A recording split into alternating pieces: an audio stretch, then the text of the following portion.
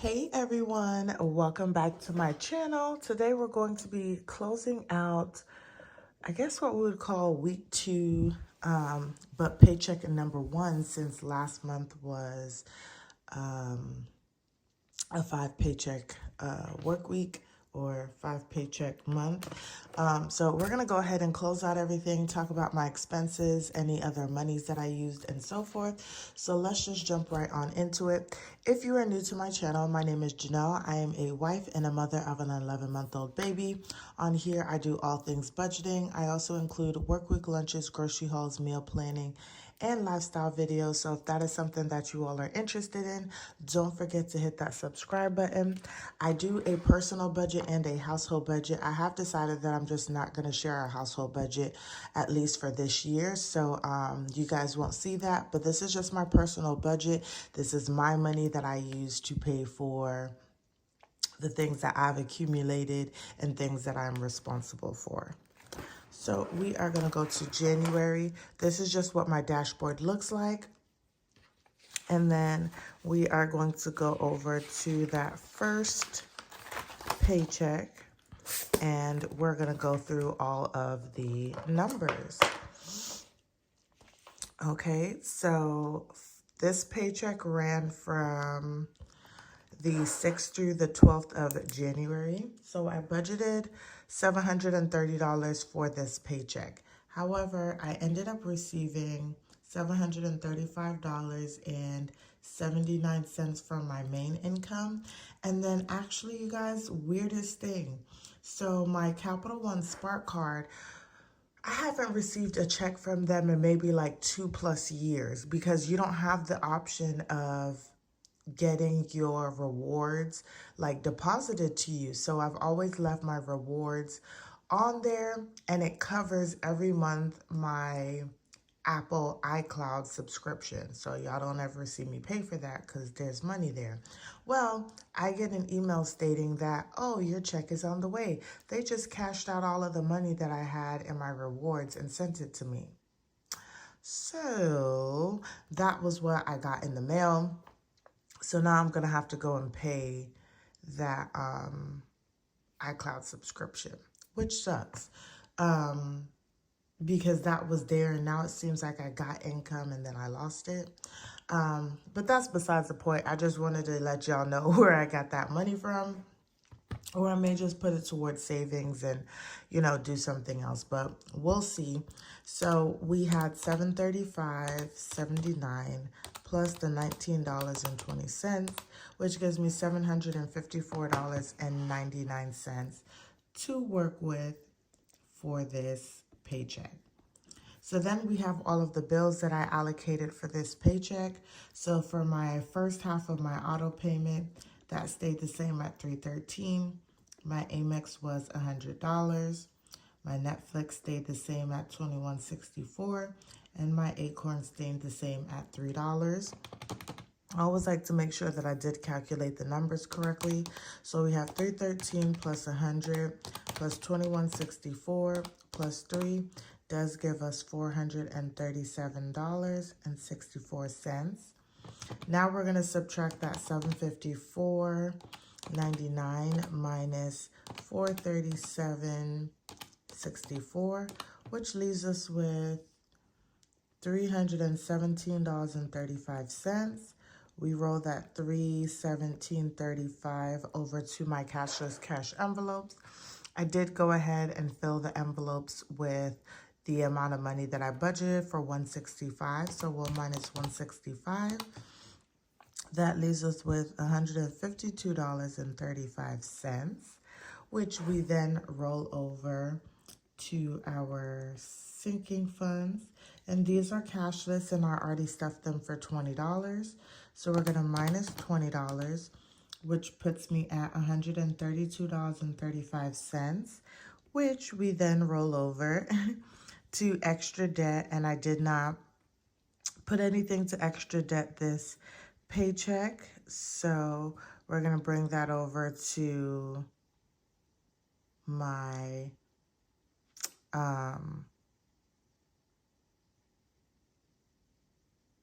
that's weird.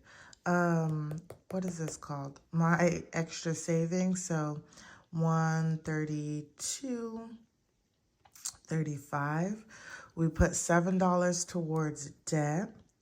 I also had Acorns take out $5.46. And what Acorns is I have an Acorn subscription that houses a IRA and a regular investment account. And I have it linked to my Capital One Quicksilver card, which is the card that I use for all of my day-to-day spending, which is my cashless cash envelopes. Once it reaches over $5, it will then take that money out of my checking account and invest it for me. So I reached that mark, so they took out $5.46. And then I also have my zero out challenge, which is just whatever change is left. That also goes to my savings challenges. So that ended up being 89 cents. So we are going to add up $7 plus $5.46 plus 89 equals $13.35.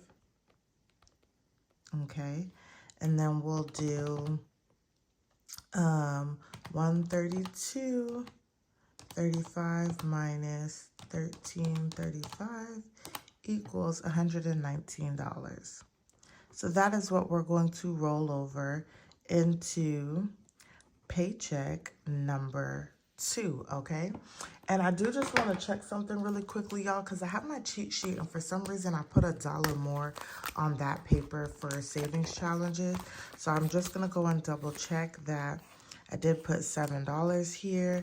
And then when it comes to the change, actually, I don't know where I want to put the change, because where do I want to put the change, y'all? I mean, I guess I could just add the change to this because it's for January savings. So I'm going to add 89 cents to this, since I don't really have anything else that I'm just adding towards. So we'll do 112, and this will be plus 0.89. So this puts us at $7.89 for my January's savings challenges. Okay, so that's where we're housing all of the zero out money for January, and we'll go from there. Okay, so now what I like to do is I like to take my paycheck and run it against my actual expense tracker to make sure the math is mathing, okay?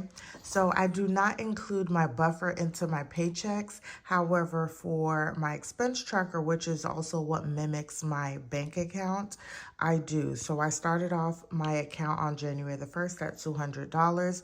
Because Amex was due on the 5th and I didn't get paid to the 6th, I did take $100 out for debt, but technically that was then covered, as you can see, in my budget. So I did get $735.79. I paid my $313, my Amex for $100. I did my variable income for $165. I saved $20 for sinking funds, $7 for savings challenges. I had my Netflix and my Acorns, and that adds up. I got that income from my Spark for $19.20. I did my sinking funds, and oh, no wonder why the number was off. Why did I do this again? This should have just been 8. See, this is why it's so important, y'all, to always review your numbers, because we already had savings challenges here and sinking funds. No wonder why the numbers were so stinking off, y'all. Okay, because I was like, when I was filling this in, y'all, let me tell you, I was like, why is this amount off? Like, it should not be off. And now I know why it was off. I added the numbers twice, and I had already written it down. And the reason why is because normally what happens is, even though I stuff my sinking funds, they don't actually get deposited into the account until that Thursday because I always want to know what my change is so that I can go ahead and add that into there when I'm transferring the money, because I can't just transfer anything less than $1. And I think that's what messed me up. So we did already have sinking funds and savings. So the only thing that I needed to add here was my zero out. And that was a save. And that would have put me at, what was this, 89 cents. And so that brings me to $319.89, which then would equal out to the $119 that I have in my checking account to roll over and the $200 that doesn't exist but does exist as my buffer. So now all of this, why did I just rewrite the same thing, y'all? This should be $319. Silly, silly me. So this should be $319. So everything in my account and my expense tracker works. Y'all, if you don't expense track, I think it's one of the best things to do. It really does help you to track your money. Writing things down are just really, really good. I know, at least for me. So this is how I'm able to really, really stay on budget. Now we're going to get over to my actual cashless cash envelope spending. So I have been talking about how I'm going to be doing this. Some of my subscribers have given me the confirmation that I'm doing this correctly and that it actually does make sense. So what I've decided for the month of January is to give myself all of the money that I budgeted each month, all up front, because not every week is created equally, and sometimes I need to spend more money in one week than I do in another week. And then what happens is I limit myself to just that portion, and then I'm wanting to pay that money back, and then at the end of the month it almost looks like I had more unbudgeted money than I really did. And so what is happening is all of my money gets given to me because I do use my credit card for my purchases up front. And then each week I do stuff whatever I budgeted, and I will just cover whatever money was budgeted each week. And then at the end of the month, I will go and be able to say, okay, so this is how much money I spent in groceries. Was I over that $400 mark, or was I under? And then I did not overspend in groceries. Same thing for all of my other categories. So I'm going to fully do it. I'm still trying to get the hang of it because it feels a little weird to me. But we are going to get the hang of it and do it that way. So I'm going to use a different pen or a different color. So, and then I also had to fix this number because I was looking at it and I was like, why do I have less than what I should have? And it was because I calculated it wrong. So I don't know if y'all can tell that it was white out, and then I added the correct numbers. So for week 2, that's from January the 6th through the 12th. So we have $382.21 for groceries. For gas, we have $127.22. For what's households, we have $40. For personal, we have $110.50. And for spending, we have $21.11 that we are working with for this paycheck. So this I won't really be doing a zero out for this because we're just keeping the change until the end of the month. So groceries, we're going to start with this. So the way that I kind of want to explain this is I will just always write whatever money was added to the checking account, and then below it will be all of the expenses that I have. And then I'll add that up and put that here. And then every time I stuff it, I'll just stuff whatever it is that I was supposed to stuff. Or if I added or decided to stuff extra money in there, then I will do that as well too. So I stuffed $100 in the account, and I went to HEB and I spent $106.35. So we are going to put here $106.35 because that was the only thing that I spent for this week. And then we're going to subtract that from the total that we currently have. So we're going to do $382.21 minus $106 0.35 leaves me with 275.86 for the next 3 weeks, y'all. Now, the one thing that I do really like about this is that I know one of these weeks is going to be a very low grocery bill because we're not going to be doing a lot of cooking one of these weeks.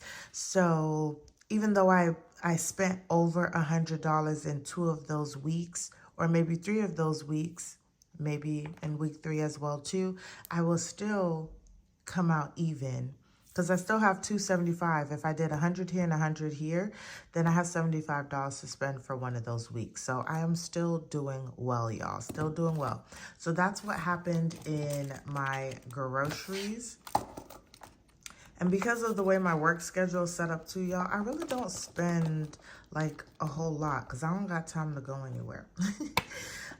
Next is going to be gas. And this is where the situation comes in and me overspending because gas, whatever I budgeted for gas, y'all, gas prices have gone up almost 30 cents in like a week. I don't know what happened, but that's just where we at. So between the 6th and the 12th, at the top of the week and the end of the week, I ended up having to buy gas. And y'all can see that's going to burn a huge hole in my gas budget. But we had $33.94 plus 44.65, which equals $78.59.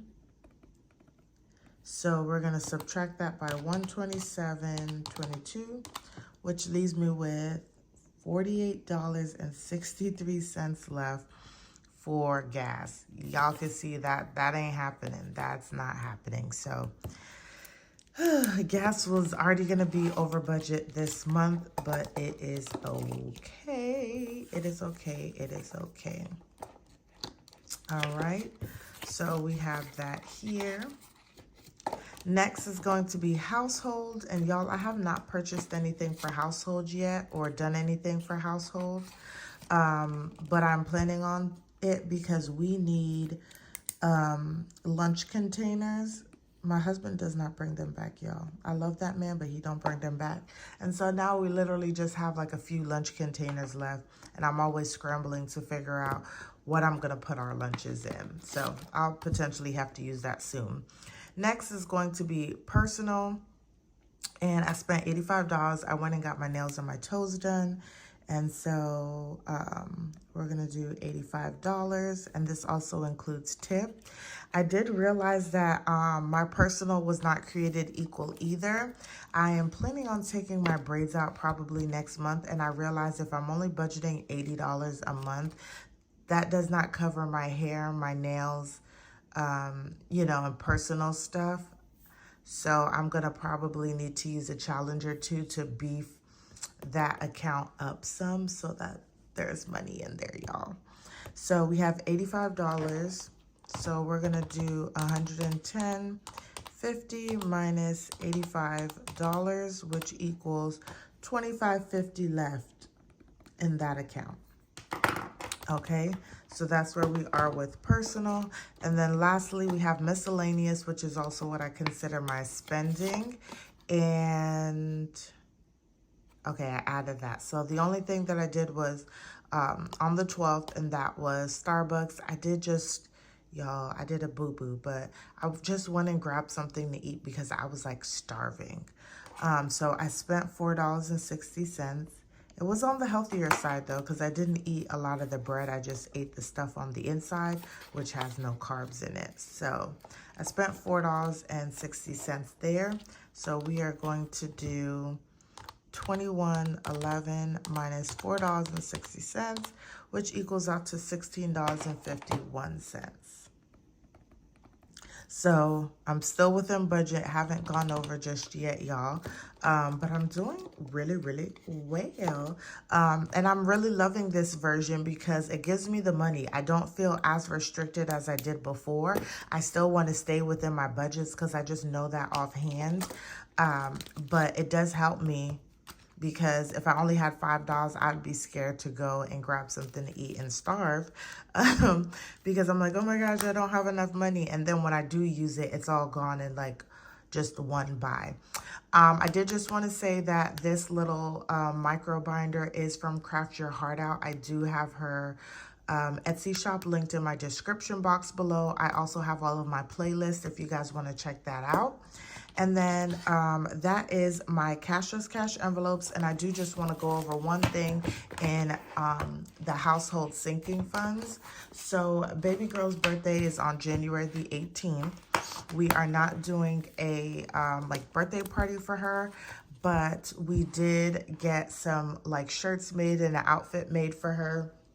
If I remember, I'll try to put it in so that y'all can see it. And so we got the shirts and stuff already. We're just waiting on her dairy-free, gluten-free cake. And so I did pay out for the first thing. So I wanted to show on, nope, it's not in fun. It should be in holidays. Wanted to show you guys that I did pay that out. So we're going to go to birthdays here. And let me just, y'all, I like writing in different color pens. We are going to put, maybe I cannot write on here. We are going to put 112 here.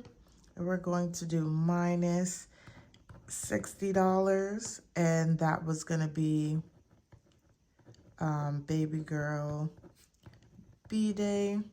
And that's going to leave us with $0 for birthdays, and that is perfectly fine. It is going to be an extra $30 for her cake and cupcakes. So my husband said he would give me the money to cover that, and then we'll be good. But that was the only thing that I spent this week out of our household out of our household sinking funds, which I'm going to start sharing because I think it's also important to see what I'm spending on a weekly basis in our household or any of our sinking funds as well. So that is that, y'all. That concludes my weekly check-in for week 2. I hope you guys enjoyed this video. Don't forget to like, comment, and subscribe, and I'll see you guys in the next one.